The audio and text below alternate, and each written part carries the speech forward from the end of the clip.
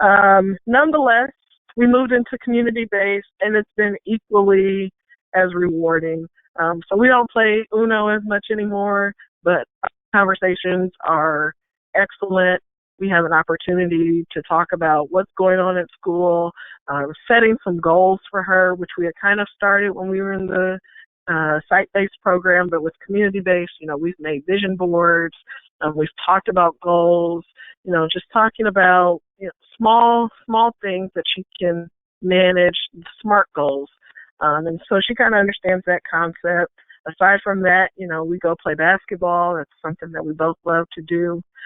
So we do that through the partnership with the Greater Peoria Family YMCA.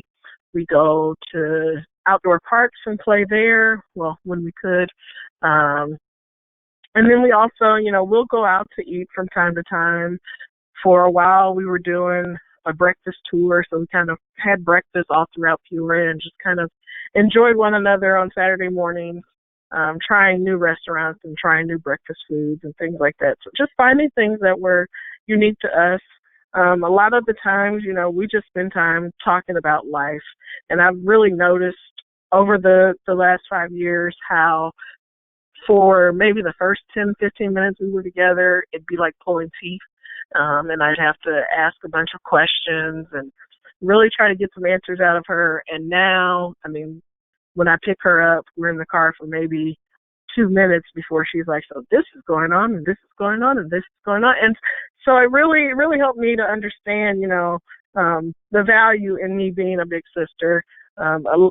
This past year in October of 2019, the photo that you see was at the Dine for Kids Sake event. And so something that really showed me that our conversations are working and her confidence was increased is that she agreed to speak in front of the crowd at this event about our experience. And she's normally a very quiet young lady. She doesn't really talk in public. So when I was asked to do it, of course, I said, sure, that's fine. And I didn't know for sure if she would do it. And so she did, and I was very proud of her. I think she did a wonderful job. But I think it also showed her growth as a person and what we've been doing. Now that we're all kind of shelter in place, we've really spent some time on the telephone. We haven't seen one another, but just talking about, the changes that are happening with school not being in and just really trying to be encouraging to her and think about the future. She said that she's interested in the medical field, so connecting her with some of the people that I know in the community that are in the medical field, showing her different job opportunities, and giving her just more knowledge of what is possible.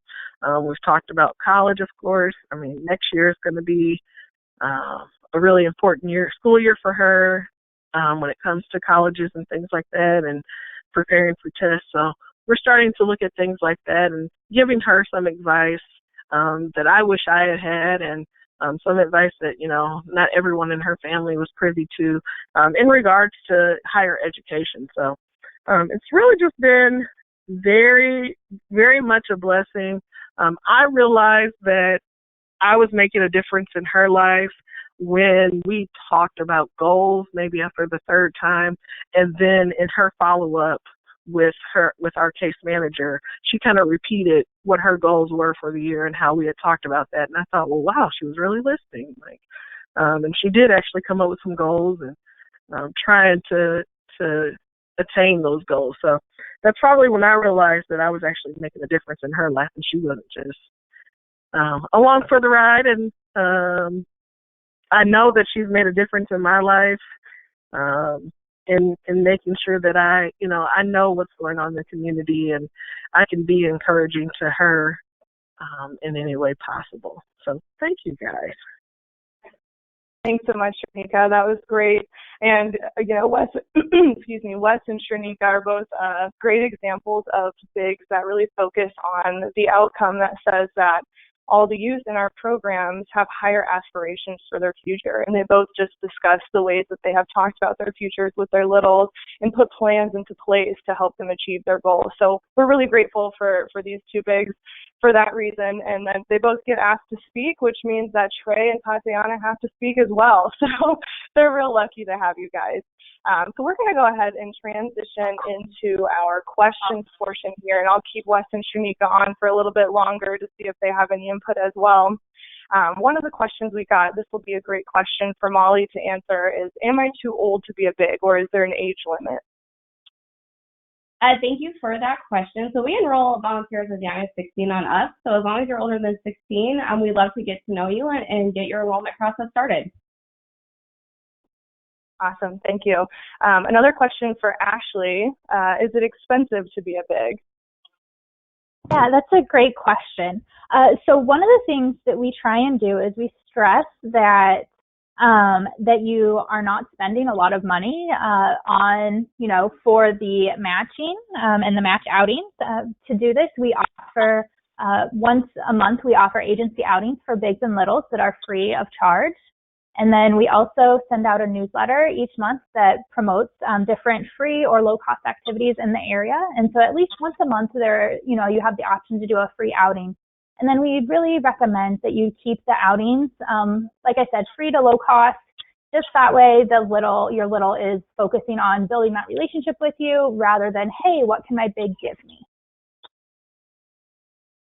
Perfect. Yes, and that's a great example of what we're trying to do with our littles, of giving them a friend and not necessarily, just going out to do all these things. So I have another great question here for Molly about enrolling. Do we accept all volunteers into our program? I'm glad that question is asked. So since we are a youth organization and child safety is our #1 priority, we do not accept all volunteers. And we assess this based on your interview and the results of your background check, as well as your references. Great, perfect. All right, I think I have one more question for Ashley, and I'll open this up to Wes and Shanika if they have any input as well. The question was, how do I handle my little problems as they come up? That is a great question. So after you've been matched with your little, you will still receive support from the agency. At least once a month, somebody will be calling to check in with you to see, how your match is going, if there are any problems or any issues. And then you'll also have that person's contact information. So if something does come up and you're just like, I have no idea what to do, just give us a call and we will help you walk through that problem step by step, and we'll give you some suggestions and offer different ways that you could potentially handle that situation. So you're definitely never alone throughout this whole process of being matched with your little. Wes or Shanika, do you have anything to add to that at all, since you've got the personal experience with being with the match support specialist? Yeah, no, my experience. Sure. Go ahead. Go ahead, Shanika. No, go ahead. You're okay. Well, I was just going to say, in my experience, my little hasn't really had many issues, but I do appreciate the relationship that I have with my match support specialist, because we are able to talk about if she asks if I have any concerns, and I've expressed concerns in the past just about academic things, so about grades and things like that, and so she's helped to look into that a little bit more for me. So I do appreciate what support I do get.